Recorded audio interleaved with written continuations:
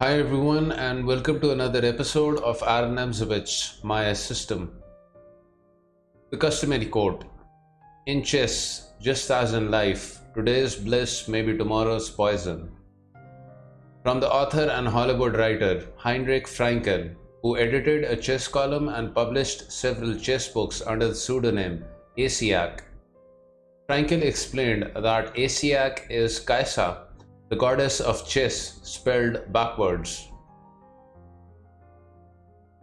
A brief review of the last part, where we started chapter 2, the double pawn and restraint, part 2 of the book, position play, and discussed the topics: the affinity between a double pawn and restraint, the one real strength of double pawns, and the most familiar double pawn complexes with illustrations from Nimzowitsch.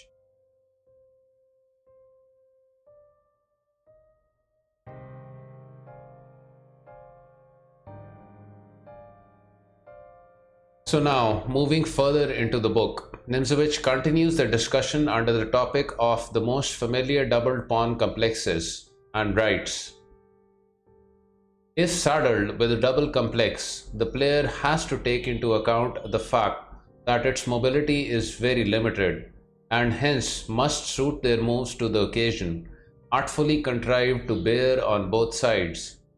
What is meant by this will appear from the next examples. Nimzowitsch vs. Samish, Dresden, 1926. Friedrich Samish was a German chess player and chess theorist. He was among the inaugural recipients of the title International Grandmaster from FIDE in 1950.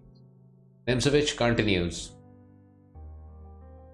after the moves c4, e5, knight c3, knight f6, knight f3, knight c6, e4, bishop e4, d3, d6, g3, bishop g4, bishop e2, h6, bishop e3, bishop takes on c3 check, b takes on c3, and queen d7. White was fully conscious of the dynamic weakness of his double complex, and accordingly he made his plan to let the d-pawn persist at d3 or at most at d4.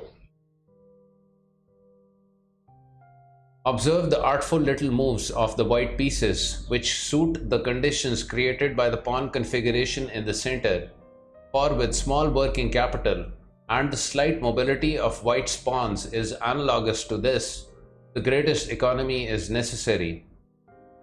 The continuation was queen c2, castling, and queen d2. If he had at once played queen d2, the answer would have been castling long, and the white queen would have been very awkwardly placed at d2.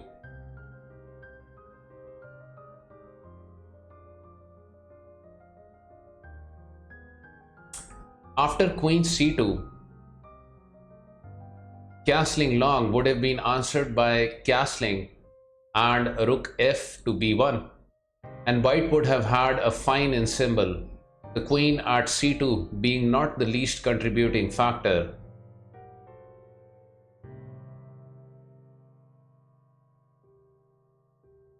So queen d2, knight h7, h3, bishop takes on h3, knight g1, bishop g4, f3, bishop e6, d4, and white won a piece and the game. We have now submitted the double pawn complex to a very searching analysis. Seen in the light of this analysis, many incidents of daily occurrence appear under a new aspect.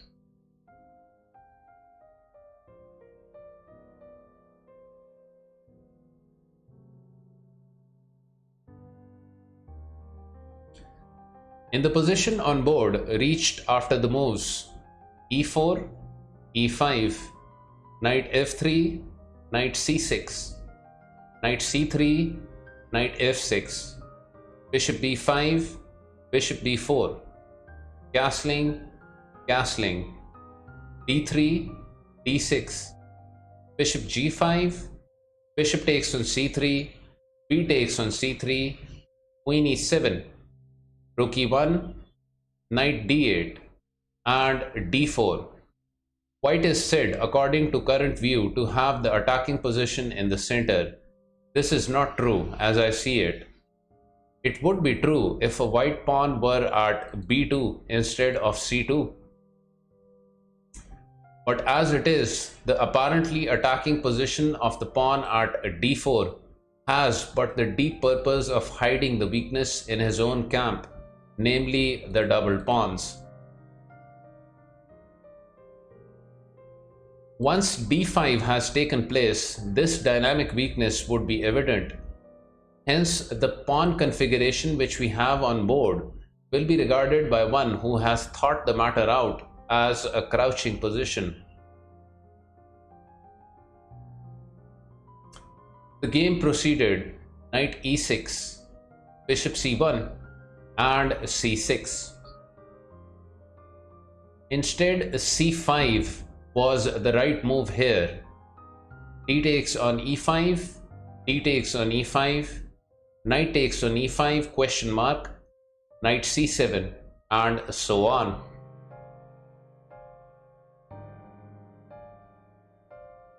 So c6, bishop f1, rook d8, g3, queen c7, knight h4, and white intends to play f4.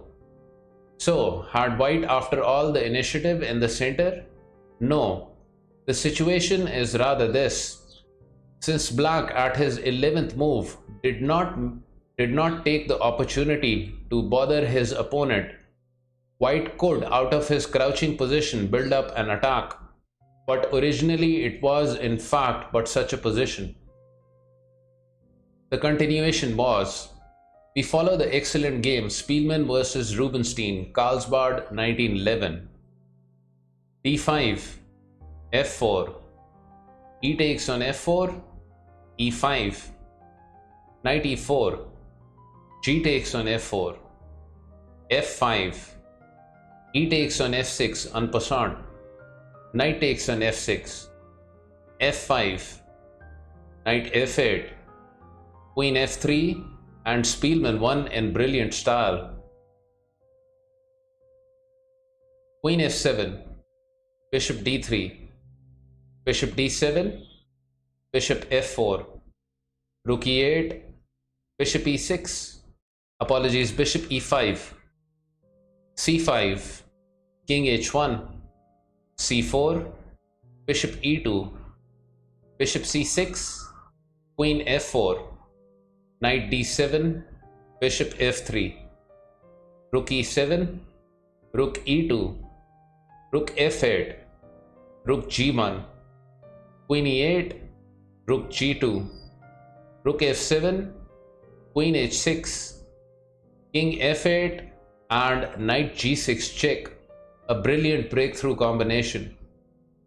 H takes on g6, queen h8 check, knight g8, and bishop d6. Black, who is hemmed in and pinned all round, has nothing to oppose to an invasion at g8 via the g file. Queen d8, rook takes on g6, knight f6, rook takes on f6, rook takes on f6, and rook takes on g7, where black resigned the game.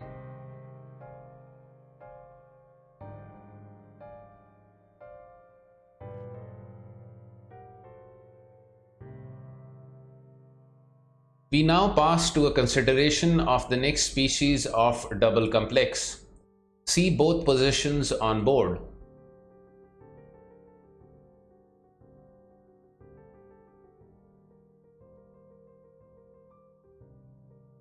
Which, as will be seen, are very similar.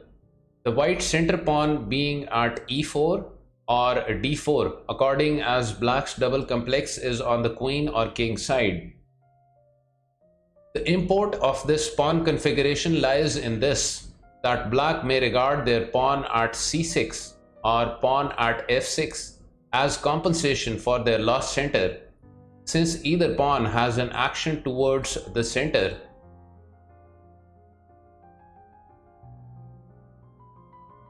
this action finds expression in the fact that white, for example in the case of this position, cannot use e5 as an outpost station. Further, in the threat of e5 by black, and again in the possibility of f5, rook g8 by black, white g3, h5, f4 and h4 by black. In other words, the masked pawn at e6, f6, f7, which in the first instance is defensive in its action, can deploy and be thrown forward to the attack. Its weakness lies in the isolated h-pawn.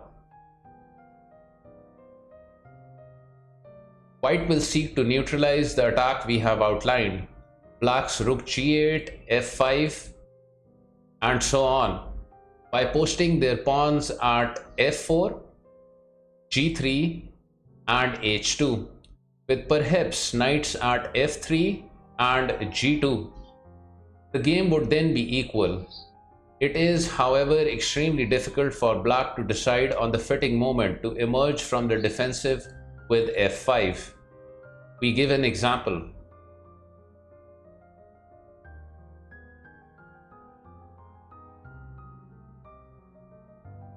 Nimzowitsch versus Dr. Perlis, Ostend 1907. Julius Perlis was an Austrian chess player who played around the turn of the 20th century. Nimzowitsch continues. e4, e6, d4, d5, knight c3, knight f6, bishop g5, d takes on e4, knight takes on e4, bishop e7, bishop takes on f6, g takes on f6, knight f3, knight d7, queen d2, and rook g8. This move might perhaps have been postponed. Castling long and knight f8 protects the weakness, the isolated pawn at h7.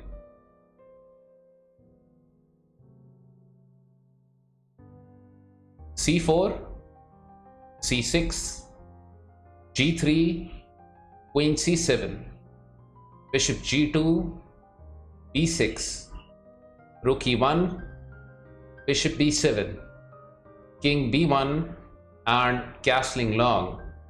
Dr. Perlis has very skillfully turned the defensive strength of his complex to good account, and will soon see the moment ripe to let his double complex appear as an attacking weapon.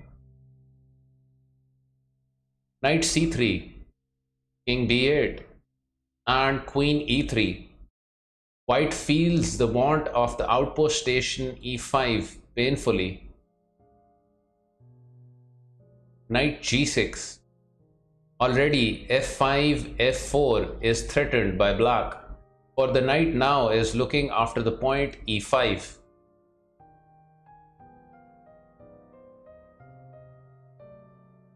h4, f5, and knight e5 at last. f4, queen f3, knight takes on e5, d takes on e5, f takes on g3, f takes on g3, and bishop b4 with an equal game. a3, bishop takes on c3, queen takes on c3, c5, bishop takes on b7, queen takes on b7, rook d6, rook takes on d6, e takes on d6, rook d8, rook d1, queen e4 check, king a1, rook d7, and the game was abandoned as a draw 2 moves later. In this game, Dr. Perlis, who was an adept or skilled in such positions, took splendid advantage of his double complex, both defensively and in attack.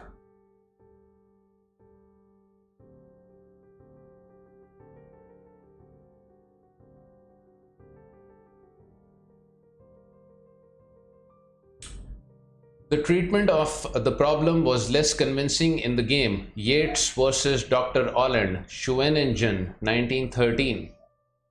Adolf George Holland was a leading Dutch chess master in the time before Maxiu. He played around the turn of the 20th century. A medical doctor by profession, Holland unfortunately died of a heart attack while playing the game Holland versus A. Hamming, 1933, in the Dutch Championship at The Hague, Netherlands. Nimzowitsch continues. E4, E6, D4, D5, Knight C3, Knight F6, Bishop G5, D takes on E4, and Bishop takes on F6, question mark. Knight takes on E4 first was better. So Bishop takes on F6, G takes on F6, Knight takes on E4, and F5, question mark. The moment for the advance does not seem to me happily chosen. The construction of the characteristic position equals to pawn skeleton by means of B6, C6, Knight D7, Queen C7, Bishop B7, and castling long, as in the previous game, was more congruent or in harmony with the position.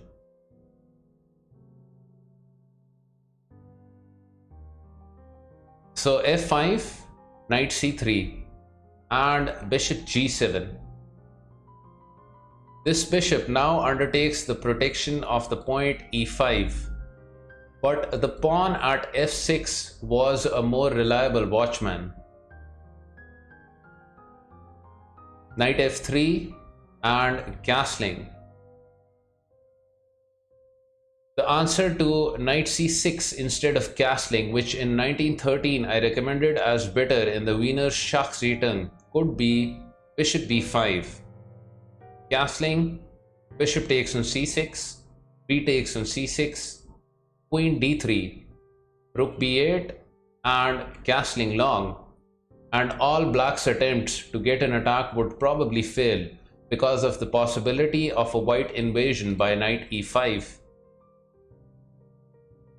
For instance, Queen E7, Knight E5, Queen B4, B3, and so on.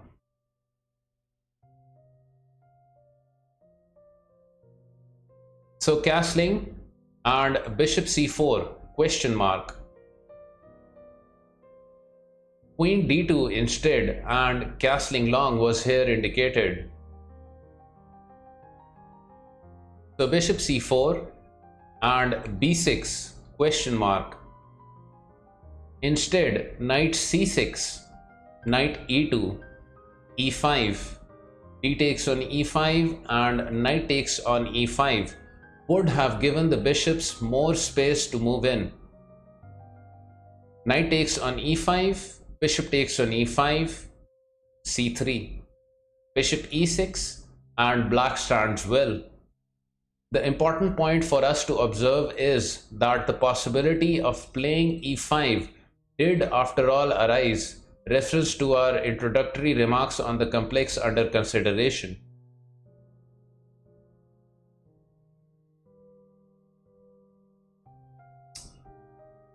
But B6 was played in the game by Black, and play continued with Queen D3, Bishop B7, castling long, Knight D7, Rook E1, Queen S6, King B1, Rook D8, Queen E3, and C5, question mark.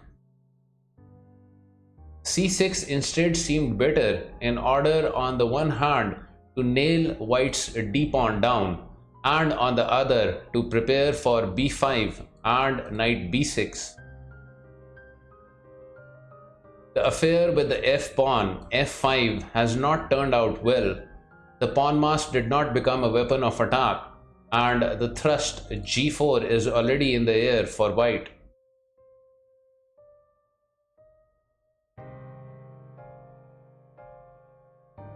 So c5, d5, e5 and g4.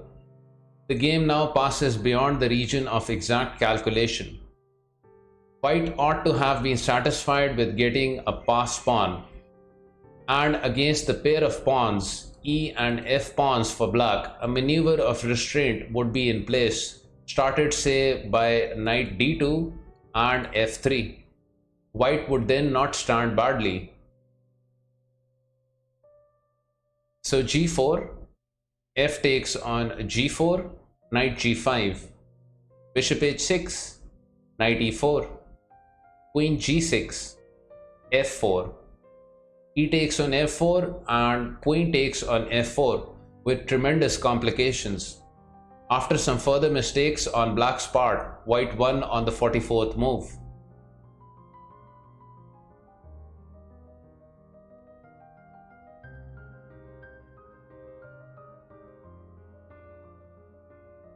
In the game just given, black's double complex did not make itself felt as an instrument of attack quite otherwise in the following game, in which it is true we have to do with the complex pawn at c6, pawn at c7, pawn at d6, against pawn at c2, pawn at e4, as in this position.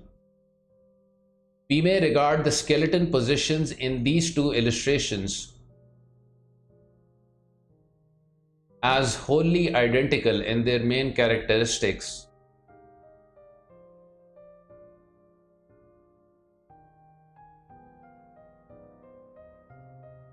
Eichmann versus Bernstein, St. Petersburg, 1909. Osip Bernstein was a Russian-French chess player and one of the recipients of the International Grandmaster title from FIDE in 1950.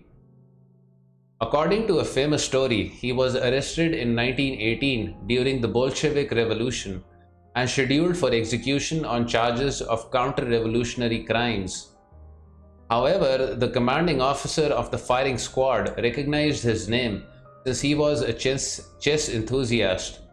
He offered Bernstein his life and freedom if he could beat the commanding officer in a game of chess.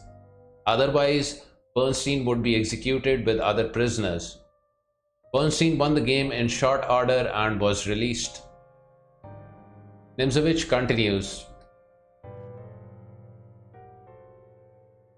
e4, e5, knight f3, knight c6, knight c3, knight f6, bishop b5, d6, d4, bishop d7, castling, bishop e7, rook e1, e takes on d4, knight takes on d4, castling, bishop takes on c6, b takes on c6, b3, and rook e8. In addition to the problem of how to take proper advantage of his double complex, black has another problem to solve, namely the restraint of the free enemy center. Bishop b2, bishop f8, queen d3, g6, rook d1, bishop g7, and f3. He forgoes the chance of attaining by f4 to an aggressive development of his center and rather strives after a secure position. Queen b8. The last measures are taken to make the effect of the intended c5 a powerful one. Bishop c1 and queen b6. Better, according to Dr. Lasker, was a5, threatening a4. Knight a4, c5. Or if a4, then c5, knight b5 and bishop c6, followed by knight d7 with a good game for black.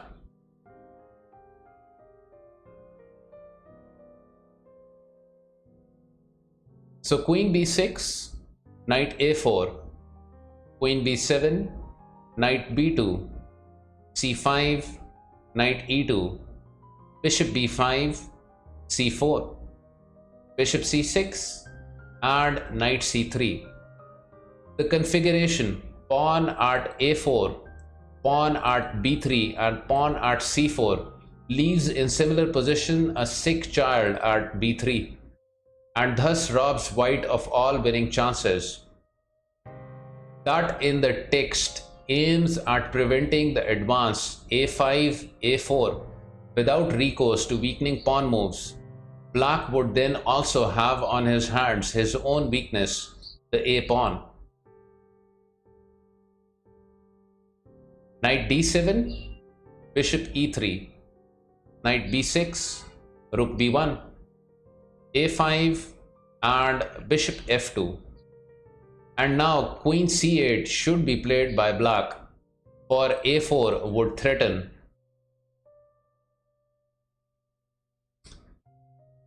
The reply to knight d5 would be knight takes on d5, c takes on d5, and bishop d7, followed by a4 by black.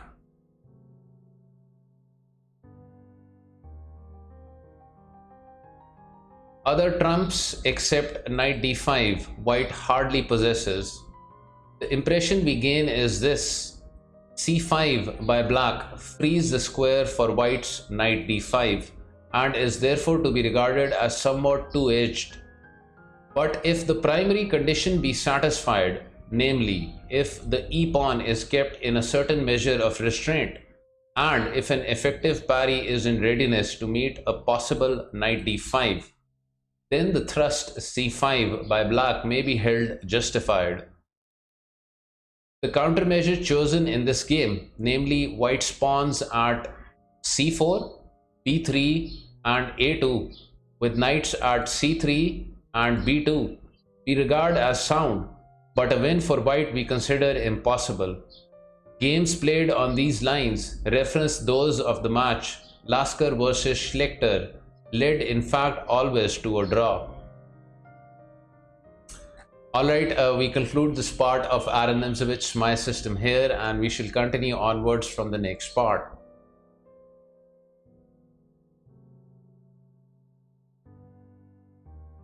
Here is a look at the recent channel support from my Twitch stream. Several new supporters: misiupaw, Bob Sacamano, Korean American Chess Noob, BengalOak, Stojadin, Xavier Dutton, Cobratcy, and Cheese and Cream.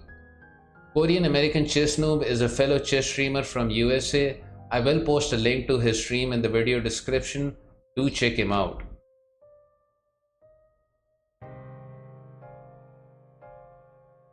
Thank you for the kind support, everyone. Much appreciated. Alright, till next time, take care.